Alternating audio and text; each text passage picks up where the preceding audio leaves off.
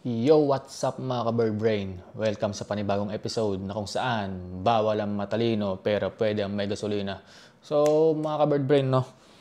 May napansin lang ako itong mga nakarang araw dito sa balita na ayun nga, yung LTO maghihigpit na sila dun sa mga walang plaka. Anong masasabi ng mga kapwa ko riders yan? Siyempre, magrereklamo kayo kasi di ba ano ngayon eh, naghabol si LTO ng mga plaka. Ngayon, hinahabol nila itong katapusan. Siguro ma-release lahat pero tingin ko malabo yun. Pero ikaw kung wala ka pa rin plaka, tuturuan kita kung paano mag-check ng plaka.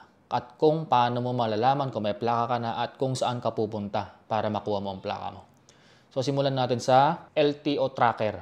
So ito papakita ko sa inyo. Tuturo ko sa inyo kung saan nyo siya ma-check initially. Then kung saan nyo pwede i-confirm at masiguradong nandun na ba yung plaka nyo.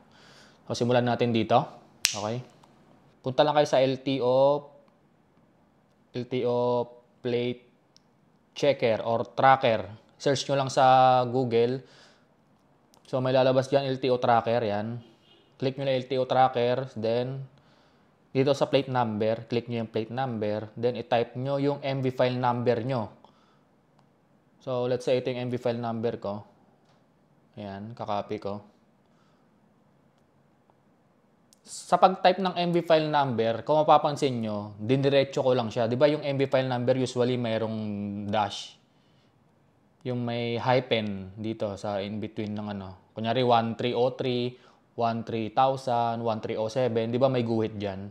So, parehas naman gumagana yan. Pero, i-try nyo na lang parehas para sigurado. Mamaya kasi pag try mo ng walang hyphen, hindi siya gumana tapos dun sa isa gumagana. So, try nyo na lang parehas. So, ito, track and check. Ayan, kung nakita nyo may plaka ako. Your data are being reviewed. Ayan, may plaka na ako. Pero, sample lang to. Yung plaka ko nakuha ko na, mga ka-bird brain, na sa akin na. Kasi brand yung motor yung nabili ko. So, kinuha ko na yung plaka ko. Ayan, kung makikita nyo, meron siyang LTO Central Office. Tapos, may instruction yan. Mayroon ka pang may pwede ka pang fill upan dito. May lalabas pa sa inyo. Sa akin, wala nang lumalabas. Kasi nga, nakuha ko na yung plaka ko. Pero pagka hindi mo pa nakuha yung plaka mo, may lalabas na option dyan. Nga pwede mo siyang ipa-deliver. So ayan, may pipilapan ka dyan, magbabayad ka through GCash. Pero para sa akin, wag mo sundin yon kasi nga sobrang tagal. Mamaya sayang lang binayad mo. Kasi marami akong mga kaibigan na pinag-try ko before. Pinadeliver, hindi na-deliver until now. Pero may plaka na sila. So, yan yung isang way ng pag-check. Let's say, trinay mo ulit, no? Trinay mo yung rekta lang, tinay po buong number, yung wala kang pinutol. Make sure yung 00 kompleto, nilagay nyo, wala kayong tinapyas. Ilagay nyo yung buong MV file number nyo. Ayan, so lumalabas pa rin sa akin. Pero may mga na-try ako before sa mga kaibigan ko, nung pag-search ng MV file number, hindi lumabas. Ang lumabas sa plate number is number, walang letra. Yung para siyang MV file number, let's say, di ba sa akin, ayan, N97, sa kanila ang lumabas, parang ganito lang din. Let's say, ang MV file number ko is 1325. Ang lumabas sa kanila sa plate number, ganito lang. Ayan. 6 digits na number na walang letra. Hindi yun ang plaka nyo, guys. Pero hindi rin ibig sabihin yun na wala kayong plaka. Kasi alam nyo sa dami ng hinahabol ng LTO, possible nang may nabag na siguro, hindi na-update yung record. So, ito na ang next step natin. So, pag confirm, let's say confirm na may plaka ka na lumabas, ang advice ko sa iyo is pumunta ka doon sa mother file mo. Paano mo ba malalaman yung mother file mo? So, ang mother file mo is nandun sa makikita mo sa OR mo. 'Di ba? Meron kang makikita doon sa OR na field office nakalagay sa taas. Let's say nakalagay doon na Araneta Avenue nakalagay doon or East Ave. Then i-search mo sa directory para malaman mo yung address. Let's say punta ka sa, ito ipapakita ko sa inyo, LTO directory. Yan. Directory LTO, punta ka dito. Then, let's say, ang nakita mo sa field office mo is San Fernando, La Union. Let's say San Fernando, ito ang pangalawa. Click mo dyan, dyan mo makikita yung address. Ayan o.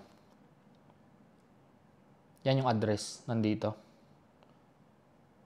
Ayan. So, ganyan mag-check kung saan mo pipick up, pupuntahan yung plaka mo. Yan yung mother file mo in short. Ngayon, kung malapit ka naman sa may East Ave, dun sa main, ito LTO, kung taga Metro Manila ka lang, mga taga Quezon City ka lang, Kamanaba, pwede mong puntahan sa East Ave mas sigurado kasi ito yung main nila. Punta ka dyan diretso, Then, magdala ka ng record mo, ORCR, Xerox ID mo, then punta ka doon. And for sure, mabibigay nila yung plaka mo, maniwala ka sa akin kasi naghahabol ngayon yung LTO. Then, kung ikaw naman ay malayo sa ISAB, yun nga, i-search mo yung address ng may mother file mo. Then, nakita nyo na yung address, no? Kagaya na sabi ko, magdala kayo ng ORCR at saka valid ID nyo, punta kayo doon. Then, sabihin nyo nga na kukunin nyo yung plaka nyo. Huwag na muna kayong umasa sa kasa kasi nga, pag yung mga lumang motor, yung mga way back 2023, pababa, na hindi nyo pa nakuha plaka nyo, possible wala talaga sa kasa yan. Possible talaga na pending LTO. So, wag nyo muna sisihin si kasa sa part na yan. Sa part na yan talaga, masasabi kong LTO may problema. Pero sa mga latest na motor ngayon, ang talaga may problema pag hindi mo pa nakuha ang plaka mo, si kasa, hindi si LTO. Kasi si LTO ngayon mabilis na. Ang mga na-delay lang naman ngayon yung mga backlog ni LTO. Pero pag bagong motor mo, bumili ka 2025 or 2024 something nga dapat may plaka ka na. So pag wala kang plaka, si kasa ang may problema. Pag bago yung motor mo, paano mo kukunin yung plaka mo? So ito, panoorin nyo to. Ilagay ko na lang dito. Nandito yung tutorial kung paano nyo malalaman kung may plaka ka na at kung paano mo makukuha. Ayan. Then balik tayo sa mga lumang model, lumang motor. Mga 2020 pababa, 2021. Basta pababa, yung hanggang 2016, mga ganyan. Let's say lumabas na yung plaka mo, no? Yun nga, punta ka sa mother file mo. Ngayon, kung nalilito kayo, paano malaman yung mother file? Sige, mag-comment na lang kayo dyan sa comment section. Tuturo ko sa inyo. Comment mo kung anong nakalagay sa field office mo, ako mag-comment ng address. Pero yun nga, kagaya ng sabi ko, makikita nyo yan dito sa may LTO directory. So, pagpunta mo doon sa LTO, makakakuha na kayo ng sagot doon. Ang makukuha nyong sagot doon, dalawa lang. Either may plaka ka or wala pa. Pero pag sinabi nilang wala, ito masisigurado ko sa inyo, makukuha nyo na yung plaka nyo. Aasikasuhin na nila agad yan. Siguro hindi man same day nung araw na yon, pero at least aasikasuhin na nila. Kasi kung mapapansin nyo, di ba lumabas sa balita na si LTO tsaka si DOTR, napapansin nyo yung Oplan, Oplan, hindi sitay, ano ba tawag doon? Oplan, parang paparahin ka, tapos titignan ko may plaka ka o wala pa, tapos let's say paparahin ka, wala kang plaka, ilalabas din yung plaka mo. On the spot yun, bibigay yung plaka mo. So, malaking tulong yun. Sa ngayon, nag-e-effort talaga si LTO. Yung sisi, wag yun nang ipilit yung sisi. Kasi wala na magagawa yung sisi niyan. Ang gawin nyo, makikooperate na kayo. Kasi kayo ang kawawa pag napatupad yan, itong katapusan na huhulihin kayo pag kayong mga, ang gamit nyo is temporary plate or yung, ano ba yun, temporary, ano pa isa? Yung, may term dun hindi temporary plate yung, nakalimutan ko yung tawag dun. Yung parang mga replacement lang, nakalimutan ko yung tawag Bawal na yun. So, kaya inobliga kayo, tinutulungan na tayo ni LTO at ni DOTR na makuha yung plaka nyo. So, pag gano'n ngayon case, since hindi ka naman makakachempo, paano mo malalaman kung nasan yung mga offline nila? Yun nga yung best way. Pumunta ka sa mother file mo or pumunta ka sa ISAB kung malapit ka lang. Then, yun na. Magkakaplaka ka na, panigurado yan. Sinasabi ko sa iyo. Ngayon, pag may plaka ka na at effective itong tinuro ko sa iyo, pa-comment down below. Tingnan natin. Para matulungan natin mga kapwa natin. Tapos pag nakita mo itong video ko at nakakuha ka ng plaka, sabihan mo rin yung kaibigan mo kasi, alam mo yun, share mo na yung blessing kasi ang hirap kawawa yung tropa mo. Ikaw may plaka na, tapos siya di mo sinabihan, di mo tinuruan. Then pangalawa, pag nakita mong may plaka ka na sa LTO tracker, huwag ka nang umasa sa deliver. Anong petsa na Kasi pag pinadeliver mo pa yan, madi-delay pa yan. Kung ako sa'yo, puntahan mo na. Huwag ka nang umasa sa prosesong deliver. Tatagal lang yung plaka mo niyan. Hanggat nag-aasikaso si LTO, kunin nyo na. Huwag nyo nang hintayin na, ayun, magkandaleche-leche na naman. Ayun, naghahabol sila. Pagkakataon nyo na yan. Magtulungan na lang kayo. Huwag na kayong magsisiyan na kasalanan LTO, kasalanan ng kasa. Kasi at the end naman, naninisi ka, ikaw ang kawawa. Di ba? Ikaw ang napipirwisyo So, mag-adjust ka na lang. Ikaw nang pumunta. Then, ito pa. Siyempre kayo, umaasa lang kayo sa mga sinasabi ng mga kakilala nyo, mga kapwa nyo. Ay, ganito, wala pa. Nagpunta yung kaibigan mo, kunwari, nag-try. Siya mag-isa, katrabaho mo, nag-try. Pre, wala pa yung plaka ko, pre, wala. Mema lang si LTO. Actually, huwag kayong bumasi doon. Dahil kagaya ng sabi ko sa inyo, may mga isolated case nga na wala pa yung plaka nila. So, hindi kayo parehas ng sitwasyon. Yung kaibigan mo, walang plaka. Ikaw, possible, meron na. So, the best way talaga dyan is i-check mo. Actually, kahit di ka na mag-check Para sa akin kahit di ka na mag-check sa LTO portal, kasi nga, LTO portal, sa LTO checker or tracker, kasi nga, kagaya ng sabi ko sa'yo, kahit pag-check mo sa LTO tracker, hindi lumabas yung plaka mo, wala pa, as in, parang MV file lang lumabas, kailangan mo pa rin puntahan nga sa mother file mo or sa main branch sa ISAB. Kasi nga, Huwag ka nang umasa na darating sa iyo yung plaka mo. Pumunta ka na, ikaw nang magkusa kasi nga naghahabol si LTO. So pagpunta mo doon, aasikasuhin ka nila. Kung ano lang mga needed requirements sila na kailangan, ibigay mo lang. Pero tingin ko ang kailangan lang dyan is ORCR then valid ID. Yun lang ang kailangan mo dyan.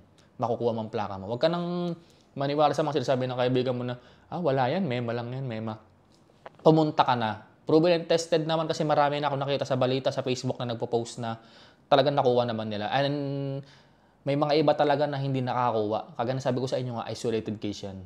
Parang siguro 90% makakakuha ng plaka. Kaya ano pang inaantay mo, pumunta ka na.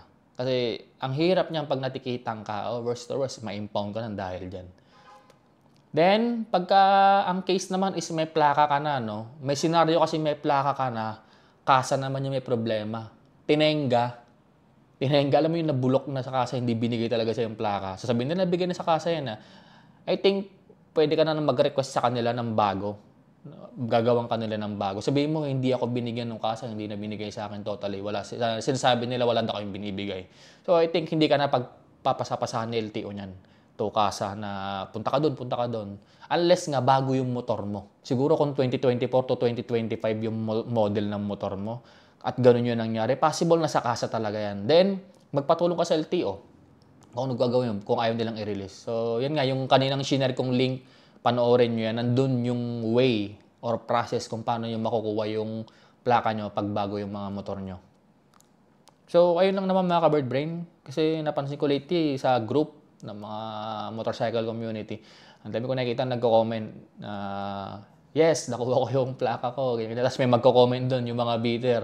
Mema lang yan. Mema lang ng mga LTO. Pakulo lang nila yan. Actually, alam nyo, lagi tayong galit sa gobyerno eh. Alam nyo yun. Pag may ginawa sila, galit tayo. Pag may hindi gagawin, galit. So, ikaw nasa iyo na yan kung pupunta ka o hindi. Pero ito lang payo ko sa'yo. Kung may motor ka at wala kang plaka, pumunta ka na lang. Ikaw na mag-adjust. Huwag ka nang nandun na kasalanan na nila, kasalanan na natin. Hindi na para makapagtalo pa. Pumunta ka na doon. Kasi huling chance mo na yan. Malamang. Kasi pag yan napatupad na, yung... Kasi hinahabol, alam nyo kung ba't hinahabol nila yan? Kasi yung NCAP, talagang ilalatag nila yan na strictly implemented yung NCAP na yan. So wala nang rason pag wala kayong plaka na hindi matupad yung NCAP. So ayun lang naman mga ka-bird brain. Sana makuha nyo na yung plaka nyo at sana maging effective itong tinuro ko sa inyo. At then, kung may tanong kayo o hindi kayo siguraduhan sa mga binanggit ko, pwede kayo mag-comment down below. Tutulungan ko kayo. And lalo na sa mga nagtatanong. Pero yung mga inquiry about sa kasa, labas ako dyan. Pwede kayo dumiretso sa kasa or sa LTO. Pero yung mga tanong, yung process, pwede ko kayong tulungan kung nalilito kayo. Kagaya ng pag-check ng directory, nasan ba yung main branch, saan ba yung address ng mother file nyo. So matutulungan ko kayo dyan. So hanggang dito na tayo mga ka-bird brain. Maraming salamat sa panonood at kita-kits sa next episode. At lagi niyong tatandaan na hindi ka bobo, hindi ka tanga, at lalong hindi ka mangmang dahil ikaw ay isang bird brain.